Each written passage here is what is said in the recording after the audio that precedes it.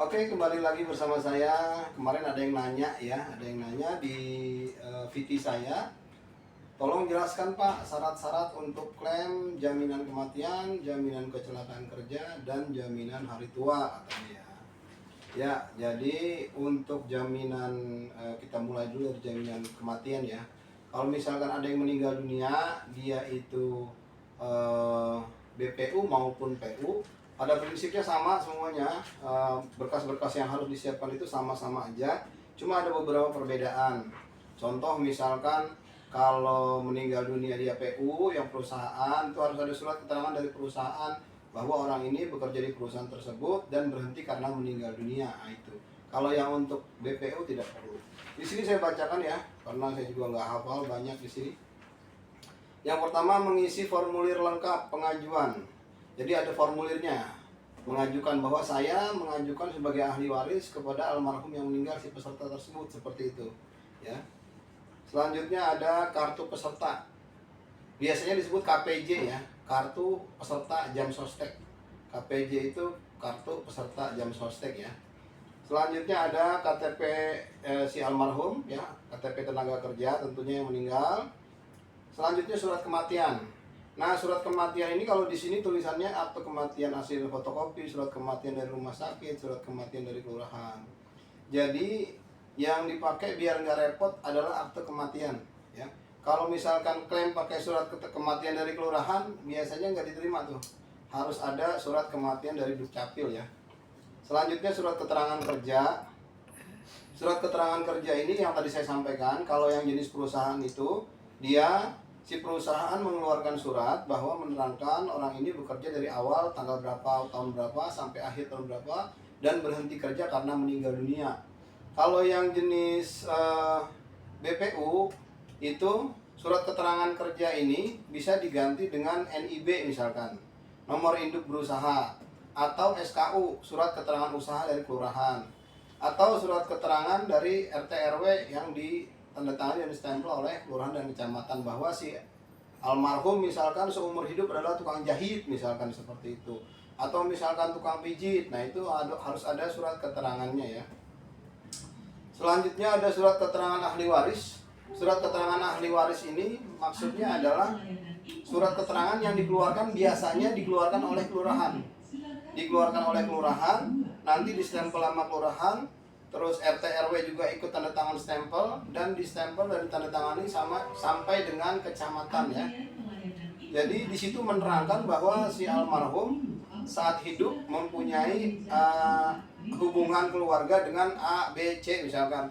Istrinya adalah si Anu, nomor kliknya Anu, itu dibuat oleh kelurahan biasanya ya. Udah ada formatnya di kelurahan. Nah, selanjutnya ada buku nikah. Nah, buku nikah ini berlaku untuk yang ahli waris adalah pasangan hidupnya. Misalkan suami istri, suaminya meninggal. Nah, si istrinya ini butuh buku nikah untuk klaim jaminan si suaminya ini. Tapi misalkan yang jadi ahli waris adalah anaknya, misalkan seorang bapak meninggal, istrinya udah nggak ada, anaknya yang jadi ahli waris, maka ahli waris ini, si anaknya ini tidak perlu menyertakan surat nikah. Ya, cukup menyertakan apa? Akte kelahiran, ijazah. Buat apa? Untuk membuktikan bahwa anak itu memang benar-benar bin si bapak yang meninggal itu. Seperti itu fungsinya ya. Selanjutnya ada kartu keluarga pastinya, kartu keluarga almarhum dan kartu keluarga si ahli waris. Kalau si ahli waris itu satu kartu keluarga dengan almarhum, berarti ya kartu keluarganya satu ya.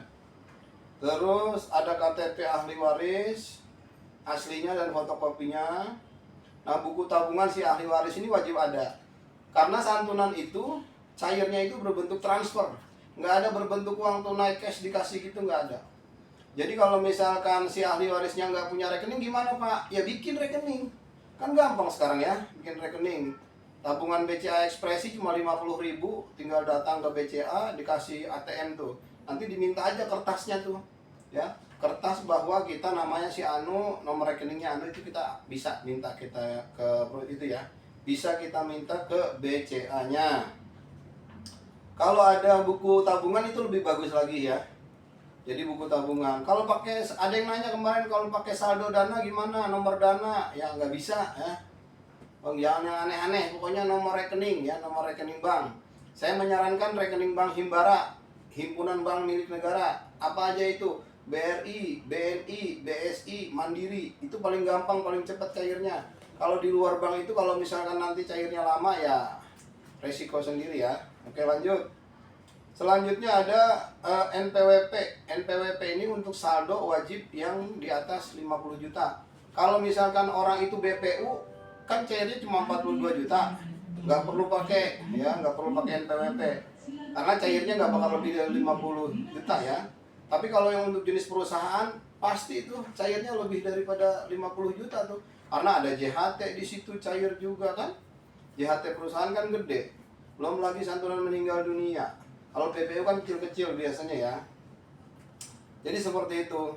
Kalau misalkan dia memenuhi syarat untuk beasiswa, maka harus dilengkapi juga oleh dokumen-dokumen yang untuk mengklaim beasiswa ya.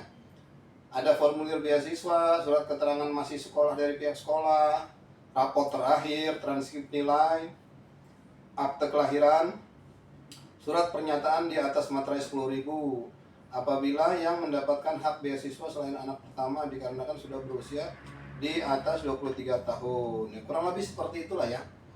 Jadi syarat klaim meninggal dunia itu ini ya, tentatif ya, mengikuti siapa ahli warisnya gitu. Contoh misalkan saya tadi udah ngejelasin nih panjang lebar nih. Ternyata ahli warisnya itu adalah anak di bawah umur 23 tahun. Nah, itu harus ada wali tuh gitu. Harus ada wali hakim tuh di situ gitu ya. Harus ada wali, nggak bisa langsung sendirian karena anaknya dianggap masih anak kecil gitu, belum dewasa. Nah, seperti itu. Lanjut, itu yang untuk JKM sudah selesai ya. Selanjutnya untuk JKK, jaminan kecelakaan kerja. Kecelakaan kerja itu yang pertama wajib ada KTP, kartu peserta, KTP 2 orang saksi. Kalau kecelakaannya itu kecelakaan di jalan raya, wajib ada LP, laporan polisi kecelakaan ya. Kalau kecelakaannya bukan di jalan raya, misalkan petani lagi macul, kena pacul, lah itu nggak perlu pakai LP. Cukup KTP korban, kartu peserta korban, 2 KTP saksi, mengisi surat kronologis, selanjutnya mengisi formulir jaminan kecelakaan kerja tahap 1, kecelakaan kerja tahap 2, dan surat pertanggungjawaban ya. Jadi seperti itu kalau untuk kecelakaan kerja. Bagaimana caranya? Begitu ada kecelakaan kerja langsung bawa ke UGD rumah sakit ya. Nggak pakai tahapan-tahapan lagi, nggak harus pakai case 1, fast case 2, fast case 3, nggak. Langsung kecelakaan, langsung ke rumah sakit, itu alurnya ya. Langsung UGD gitu. Sampai di UGD bilang aja bahwa ini orang atau saya adalah peserta BPJS Ketenagakerjaan, seperti itu. Bagaimana kalau untuk JHT, mencairkan JHT? Kalau yang untuk jenis BPU itu dia perlu ada KTP, aplikasi jam sostek mobile, ada nomor rekening atas nama si orang tersebut, nggak boleh atas nama orang lain ya. Selanjutnya apalagi ada surat pengunduran diri sebagai peserta. Nah, kalau yang jenis perusahaan ini kan berhenti kerjanya itu kan ditentukan oleh surat paklaring itu dari perusahaan atau penonaktifan kartu oleh si HRD perusahaan. Nah, kalau yang jenis mandiri ini kan dia tidak ada yang menonaktifkan dia selain diri sendiri. Karena itulah diganti dengan surat pengunduran diri. Jadi kalau yang untuk BPU, JHT-nya bisa dicairkan dengan syarat tadi ya. KTP, nomor rekening bank, aplikasi jam sostek mobile, dan surat pengunduran diri.